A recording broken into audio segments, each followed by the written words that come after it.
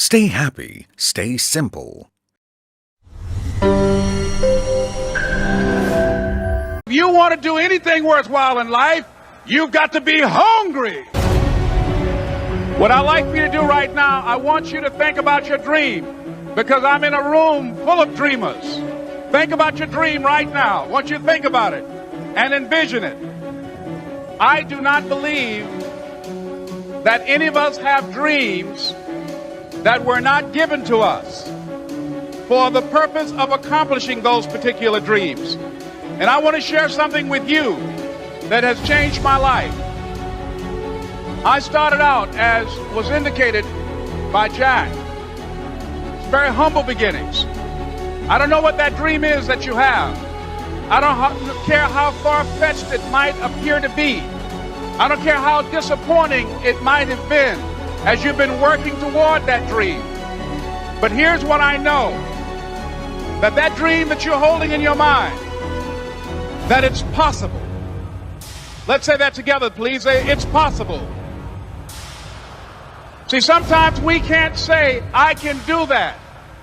But what we can say, that it's possible that I can have my dream as we run toward it, as we work on it day in and day out.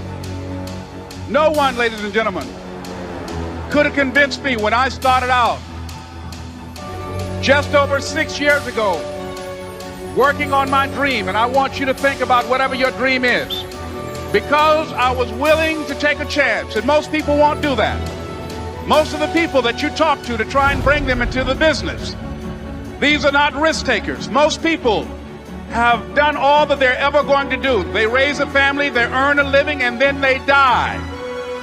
But people who are running toward their dreams, life has a special kind of meaning.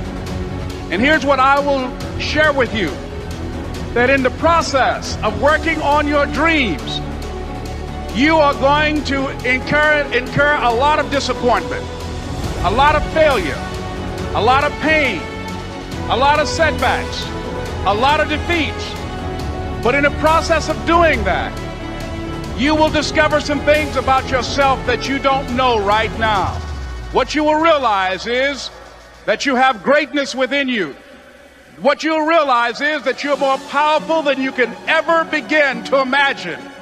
What you will realize is that you're greater than your circumstances, that you don't have to go through life being a victim.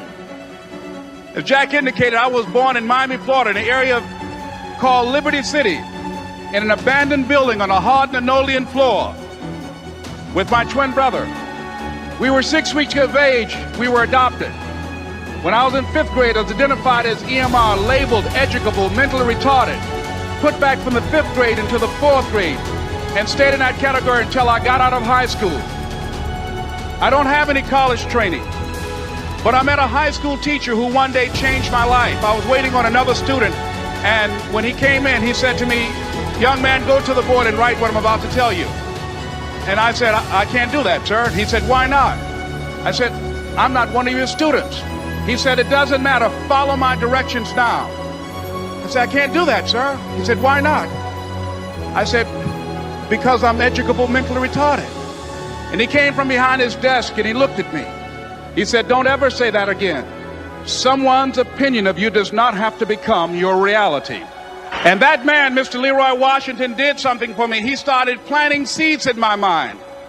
And ladies and gentlemen, I started working on my dream. And most people don't work on their dreams. Why? For many years I didn't. One is because of fear. The fear of failure. What if things don't work out? And the fear of success. What if they do and I can't handle it? The other thing is that most people, ladies and gentlemen, they get comfortable. They stop growing, they stop working on themselves, they stop stretching, they stop pushing themselves, and they end up becoming very cynical about life, and they throw in the towel on themselves, on their families, and on their dreams. And the other thing is that most people don't feel worthy. What I'm doing now, I could have been doing years ago. But because I did not have a college education, because I didn't believe in myself, because I allowed other people's opinion of me to control my destiny, I didn't act on my ideas. So I applaud you for your dreaming. for your running toward your dream. I applaud you for believing in yourself, because that's what life is about, stretching and challenging, looking for ways that you can begin to improve yourself. And ladies and gentlemen, as a result of stretching out, of acting on my dream, and I don't know what that dream is for you, I can tell you that it's possible. I'm saying to you, your dream is possible. Your dream is possible. But not only is it important that you believe and begin to know that it's possible for you to live your dream as you run toward it, but I've done something that I want to share with you called Choosing Your Future. In fact, I've developed a set of tapes talking about how to begin to create your own reality by choosing your future.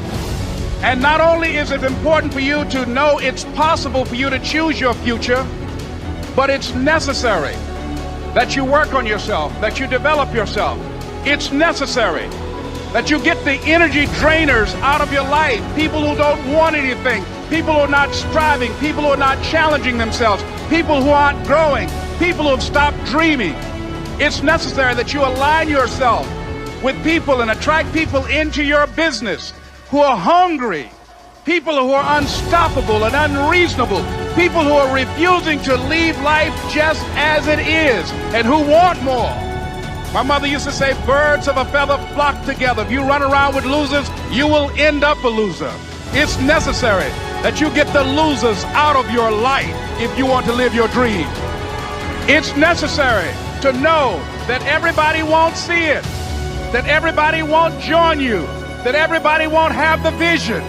It's necessary to know that a lot of people like to complain, but they don't want to do anything about their situation, that you are an uncommon breed.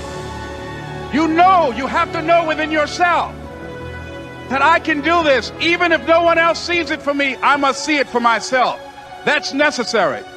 It's also, ladies and gentlemen, necessary that you be creative when you're working on your ideas, that you understand the importance of changing up, of readjusting your strategies. Many times we can have a great idea, but if you're not advancing it in the right way and things don't happen, you become discouraged and think the idea doesn't work. No, that's not true.